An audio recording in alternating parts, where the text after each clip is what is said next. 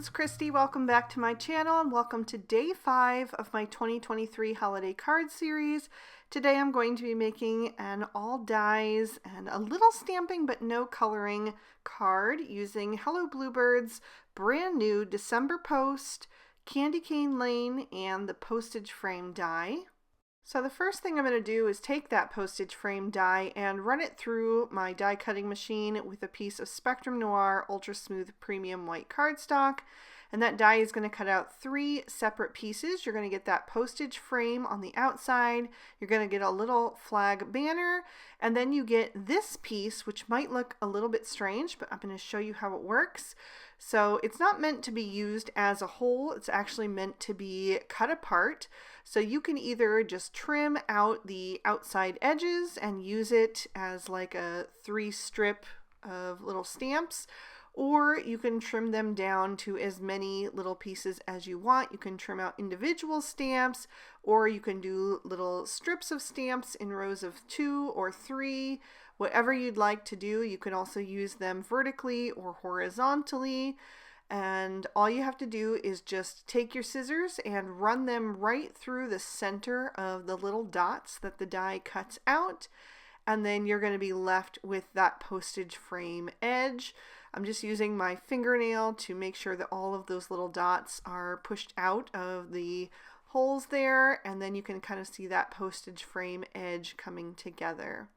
So I'm actually going to trim this down for my card today. I'm actually just going to use 2 of the little stamps, but I needed a place for the magnet to kind of hold the stamps in position.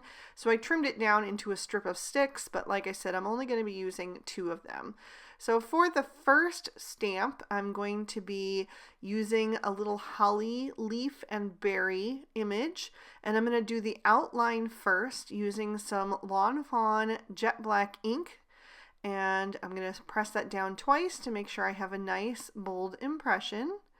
Then I'm going to clean that off with my stamp chamois and put that back on the sheet. And next I'm going to grab the solid stamp that makes up the leaves. And I'm going to line that up over the leaves of the black stamped image, but just slightly off center. I want it to look a little bit whimsical, so I didn't line it up perfectly on purpose. And I'm going to stamp those down. I'm using jalapeno ink from Lawn Fawn, and I'll ink that up twice as well to make sure that's nice and solid. This ink does dry back a little bit, so it will be slightly lighter in the final card. Next, I'm going to take the berries and line those up, and then I'll also start to work on the next section over because I'm going to do my sentiment in the same colored ink. So there's a couple different sentiments in this December Post stamp set, and I'm going to use the one that says Merry and Bright, and I will ink those up in some Lawn Fawn lobster ink. So there were lots of options that I could have gone with the December Post stamp set, and some of them do have the solid images that you can use to stamp to fill in the outlines, and some of them don't have the solid images, so you can use Copics to color them in or whatever method of coloring you prefer. But I'm going to work on my card base now as well since I have my Misty out. I know it's kind of early, but I'm going to do it just so I don't have to get out those tools again later. I created my card base out of some Lawn Fawn cilantro cardstock, and I'm stamping a little wreath in that jalapeno ink once again. And then I'm going to take a little bow from December Post and a sentiment from an older Hello Bluebird stamp set called Typed Christmas and stamp those out in the lobster ink again. So the sentiment I chose says, "Be of good cheer." And I stamped that out a few times just to make sure it was bold enough to be able to be legible since that font is quite small. Next, I'm going to work on my die cuts. So I'm going to that Candy Cane Lane die set and pulling out 5 different shades of cardstock. I've got white, and then all the rest are from Lawn Fawn. It's Barn Red, Guava, Noble Fir, and Cilantro. I'm going to do the 2 parts of the candy cane from the white and the red, the berries from the pink, the pine boughs from the dark green, and the holly leaves from the lighter green. So once I have all those trimmed out, I'll set those aside and work on my background. I'm using some Shabby Shutters Distress Oxide ink and blending that onto a piece of Bristol Smooth Surface cardstock.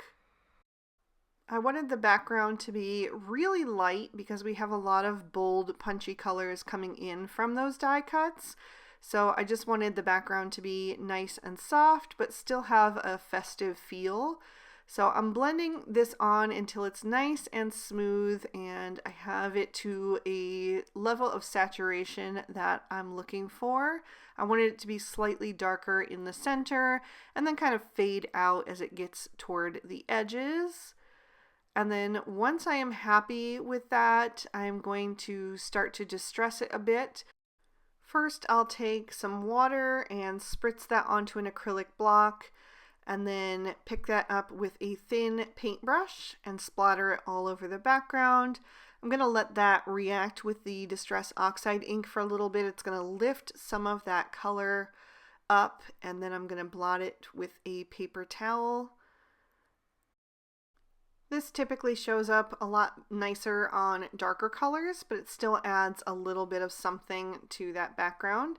Next, I'm going to take that same ink, the Shabby Shutters, and mix that up with some water and splatter that all over the background. And then I wanted to darken that a bit and added some mowed lawn. So this is just for the splatters again. I'm trying to create kind of the look of some confetti in some Christmas shades. So I'm splattering that on. And then I accidentally got my block in some of the wet ink as I was trying to apply the next color, which is some candied apple. So I tried to blot it up with a paper towel, but it wasn't really removing it. So I took a damp baby wipe and just carefully kind of removed some of that ink. And then I'm going to splatter that candied apple over top of it. So that should hopefully cover up some of that little mess there. And I'm also going to trim this pad down a bit. And you can see that where I had wiped that cardstock with the baby wipe, it was a little too damp still, so that color started to wick out. But I didn't worry about it too much because I knew that a lot of my die cuts were going to cover up the background anyway. So I just went ahead and moved forward and added that focal panel to the card base. Then I die cut some more barn red cardstock using that postage frame die, and I'm just using the outer portion of that, and I've lined the back with some thin strips of foam tape, and then I'm going to pop that on right over top between the background and that cilantro cardstock. Then I can bring in my die cuts, and I'm going to adhere my parts of the candy cane together. So I'll take some liquid glue and add that to the thicker white stripes, and then line that up over the red solid pieces. Hold that in place for a few seconds to give that glue a chance to start to dry. It does dry very quickly. And then I will repeat for the second candy cane. And then once I have those put together, I can set the candy canes and the card aside for now because I want to add a little bit of glitter to my pine boughs.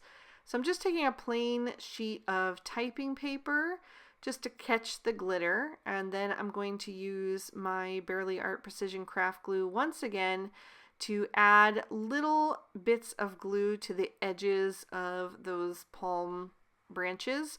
Not every single one, a few of the smaller ones especially I skipped over, but just here and there. I did cover most of them on the tips. Then I'll take some Lawn Fawn chunky glitter and sprinkle that over top, shake off any excess, and then I will set that piece aside to dry. Just gives a little bit of a sparkle frosted edge to those. And then I'll continue working on the next one. I have to do these one at a time because this liquid glue does dry so fast. If you're working with a glue that's a little bit wetter and stays wet longer, you could probably apply all of your glue and then sprinkle the glitter over top. but this glue does dry super fast, so I just decided to do them one at a time. And then for the rest, instead of pouring out all the glitter in that little container, which there wouldn't have been a lot left to pour out, so I just decided to flip them over and dip it in the glitter that was already on the paper, and that worked really well.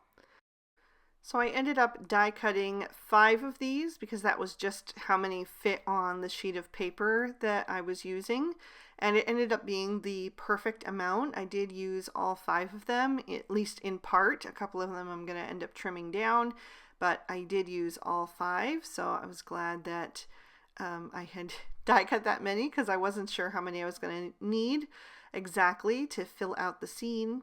And then once I'm done dipping this last branch, I can just gather up that extra glitter by picking up the 2 sides of the paper and kind of funneling it back into the jar. And anything that is too stuck onto the paper from the liquid glue, I'll just toss away with the paper. But that made it really quick and easy to clean up. Now I'm ready to start assembling, and I've added some foam tape to the back of my candy canes and then just a little liquid glue where they're going to overlap the frame. I added the top one a little bit too much in the center, so I did have to peel that back up carefully and shift it a little bit more toward the right hand side. And then the second one is going to go more toward the left and a little bit lower on that panel. And again, just overlap the frame slightly. And then I'll start filling in the space underneath them with these pine boughs. And to do that, I'm just adding the liquid glue to that center line, almost like the spine of the branch. And that is going to allow the little sides of it to be a bit more soft and flexible and kind of overlap other parts of the candy cane or the frame and still look kind of soft and natural. So I did want to mention that if you're watching this video the day that it goes live, which would be November 16th, that this is a sneak peek of some of the Hello Bluebird products that will be releasing tomorrow for our Christmas/winter release. So today is day 1 of previews, and we will be showing you half of the products that are coming out over on the Hello Bluebird blog, and then the other half will be revealed tomorrow morning, and then the release will be tomorrow evening, November 17th at 7 p.m. Mountain Standard Time, which is 9 p.m. Eastern Standard Time if you are in my time zone. I will also have a video showing an entire overview of the new release on my YouTube channel tomorrow morning, so be sure to check that out if you're interested in seeing all those products. Once they've been revealed on the blog, then I can go ahead and show them to you, and that way you can make your shopping lists and get them all set to go by release time. So you just saw me trim out those 2 stamps, and now I'm arranging them over in the empty space on the left side of my card.